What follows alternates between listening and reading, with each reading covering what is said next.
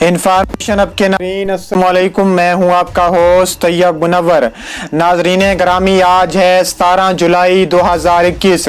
آج کی ویڈیو میں بہت بڑی بریکنگ نیوز سامنے آ رہی ہے کہ پاکستان کے بعد چین، روس اور ترکی کا اسرائیل کے خلاف اعلان جنگ۔ اسرائیل کی شدید بمباری کے بعد چین کے صدر شی جن پنگ، ترکی کے صدر رجب طیب اردوغان، روس کے صدر ولادیمیر پوٹن کا دھماکہ خیز اعلان۔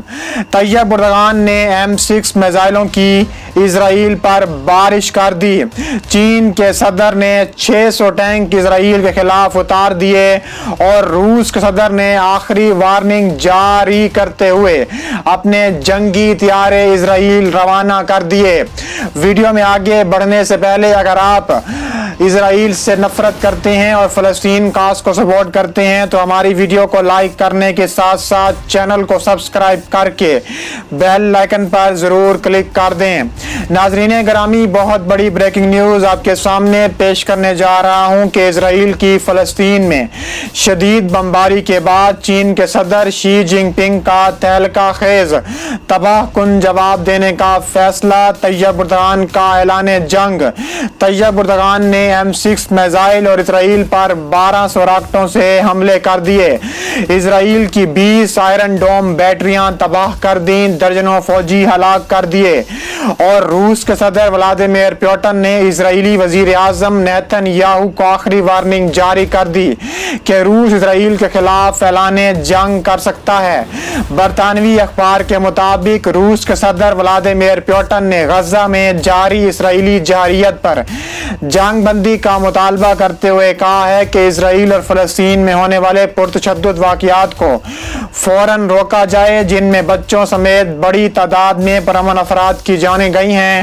مسئلے کا حل اقوام متحدہ اور سلامتی کونسل کی قراردادوں کی روشنی میں تلاش کیا جائے۔ روس نے اسرائیل کو فلسطین کے ساتھ مذاکرات کے لیے ثالثی کا کردار نبھانے کی پیشکش کر دی ہے۔ روس کے وزیر خارجہ اعلامیہ کے مطابق مشرق وسطی اور افریقی ممالک کے لیے روسی صدر کے خصوصی نمائندے نائب وزیر خارجہ ایمیل بوگڈانوف نے دارالحکومت اسرائیلی سفیر الیگزینڈر بینزووی سے ملاقات کی۔ ملاقات کے دوران نائب روسی وزیر خارجہ اسرائیلی سفیر کے مابین غزہ کی پٹی پر ہونے والی بمباری اور اسرائیل و فلسطین کے مابین جاری کشیدگی پر تبادلہ خیال ہوا۔ روسی نائب وزیر خارجہ نے فلسطین میں جاری نسل کشی اور ظلم و بربریت پر تشویش کا اظہار کرتے ہوئے کہا ہے کہ اسرائیل کی جانب سے طاقت کے استعمال پر دو ٹوک پیغام دیتے ہوئے کہا ہے کہ بے گناہ انسانی جانوں کا ضیاع روس کو کسی صورت قبول نہیں۔ روسی حکام نے اسرائیلی بمباری کا نشانہ بننے والے فلسطینیوں کی تعداد میں اضافے پر بھی تشویش کا اظہار کیا۔ فلسطین کے ساتھ مسئلے کو مذاکرات کی میز پر حل کرنے کا مشورہ دیا۔ روسی نائب وزیر خارجہ نے کہا ہے کہ روس اسرائیل اور فلسطین کے درمیان مذاکرات کے لیے ثالثی کا کردار ادا کرنے کو تیار ہے۔ وزارت دفاع نے دعویٰ کیا ہے کہ اس کے اپ گریڈ شدہ BM3 میزائل ملٹی میزائل درمیانے فاصلے پر مشتمل ایئر ڈیفنس میزائل سسٹم، جو سائبیریا کے التائی خطے میں ایک اینٹی ایئر کرافٹ میزائل بنانے کے ساتھ خدمت میں داخل ہوا تھا۔ اس کے علاوہ کہا جاتا ہے کہ وزارت مطابق چین اور شمالی کوریا کے بعد اب ترکی کا بھی دھماکہ خیز اعلان سامنے آیا ہے۔ اعلی عربیہ کے نامہ نگار نے بتایا ہے کہ بمباری کے بعد اسرائیلی فوج نے اعلان کیا کہ انہوں نے رمالہ کے علاقے میں حماس کے سیکیورٹی ہیڈ توفیق ابو نعیم کے مکان کو نشانہ بنایا۔ یہ علاقہ الشاطی مہاجر کیمپ کے قریب واقع ہے، تاہم اس بات کی تصدیق نہیں ہو سکی کہ حملے کے وقت وہ اپنے گھر پر موجود تھے یا نہیں۔ اسرائیلی فوج نے دعویٰ کیا کہ انہوں نے غزہ کی پٹی میں جاری فوجی کارروائی کے دوران غزہ کے اندر 150 اہداف پر 40 منٹ کے اندر 450 میزائل داغے ہیں۔ امریکی سفارتکار ہادی عمر خطے میں پہنچے ہیں۔ ان کی آمد کا مقصد امریکہ کی جانب سے کشیدگی میں کمی کوششوں کو آگے بڑھانا ہے۔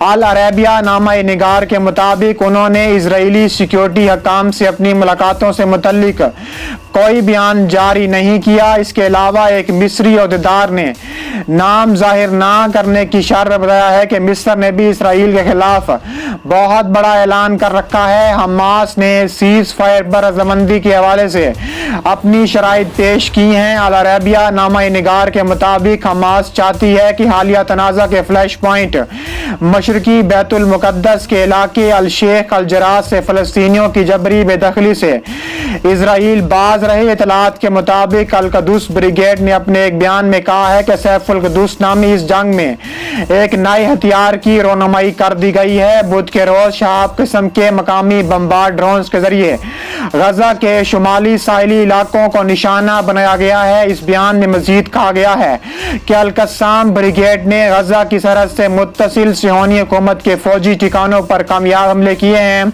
वाज़ेह है कि इस्तकामती महाज ने इससे कबल हालिया जंग में पहली बार इसराइल के जनूब में इंतहाई फासले पर वाक़े रामोन एयरपोर्ट को 250 किस्म के नए मिसाइलों से निशाना बनाने की खबर दी थी। एक ऐसे वक्त में जब इजरायली फौज ने फलस्तीन के इलाके गजा की पट्टी पर क़यामत ढा रखी है। जर्मनी ने फलस्तीनी तंजीम हमास के इसराइल पर रॉकेट हमलों की मजम्मत करते हुए इन हमलों को दहशत गर्दी करार दिया है। जर्मन वज़ारत ख़ारजा के तर्जुमान स्टीफन सेबर्ट ने एक बयान कॉन्फ्रेंस के दौरान कहा कि हमास के रॉकेट हमले दहशत गर्द हमले हैं जिनका वाहिद मकसद लोगों को अंधाधुंध कत्ल करना, उनमें खौफ व हरास पैदा करना है। उन्होंने मजीद कहा कि चांसलर एंजेला मर्केल की हुकूमत हमास के रॉकेट हमलों पर इसराइल की फौजी कार्रवाई के हक़ के दिफा की बहुत बड़ी अहमियत भी रखती है। इसके अलावा जुमेरात के रोज इजरायली फौज ने दावा किया था कि लबनान के सरहदी इलाके अल कलैला से इसराइल पर 3 रॉकेट दागे गए हैं। इस वाक़े के 24 घंटों के बाद इजरायली फौज ने शाम की सरजमीन से भी रॉकेट दागे जाने का दावा किया और कहा है कि ये रॉकेट वीरान इलाके में गिरे हैं जिनसे कोई नुकसान नहीं हुआ। इजरायली फौज के तर्जुमान अफियाई दराई ने एक बयान में कहा है कि शाम की सरजमीन से इजरायली इलाकों पर 3 रॉकेट दागे गए हैं। उन्होंने कहा है कि शाम से दागे गए रॉकेटों में से एक की शाम में गिर गया जबकि 2 इजराइल की हदूद के अंदर वीरान इलाके में जा गिरे। तर्जुमान ने बताया है कि शाम से इसराइल पर 3 रॉकेट दागे गए थे। ज़राए इब्लाग से मिलने वाली खबरों में बताया गया है कि जनूबी लबनान से इजराइल की जानिब अल जलील पर बहुत बड़ी बमबारी की गई है और दर्जनों रॉकेट फायर किए गए हैं।